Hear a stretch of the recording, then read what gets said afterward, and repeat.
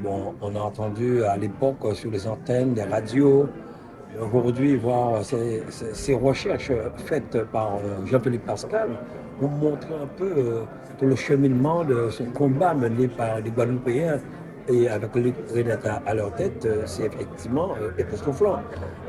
J'étais effectivement à l'époque, comme je le disais à l'école, à Barbès, où on disait, c'était à la rue Barbès, c'était l'école Barbès qu'on disait. En 67, quand il y a eu des émeutes, j'étais enfant. Ensuite, quand je suis revenu en Guadeloupe dans les années 83, 84, des choses se poursuivaient, mais effectivement, on ne touchait pas du doigt. Aujourd'hui, on a compris, on a entendu, on a vu parler les acteurs de ce moment-là, notamment le préfet Bonnet, les Corinnettes qu'on a vus, les chefs d'entreprise, des journalistes comme Jean-Claude Malo. Effectivement, c'est une très belle réalisation. Il faudrait que les Guadeloupéens puissent vraiment, je le dis, connaître cela. Et comme je le disais, dans la vie, c'est cela, chaque personne, chaque période, chaque personne doit écrire son histoire.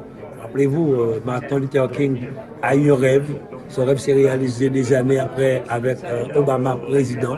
Eh bien, moi, je suis là aujourd'hui pour écrire aussi mon histoire avec les Guadeloupéens, pour les Guadeloupéens, à ma manière, avec des hommes et des femmes qui vont me conseiller et j'espère réussir et encore redonner confiance à cette population, les encourager et aller de l'avant.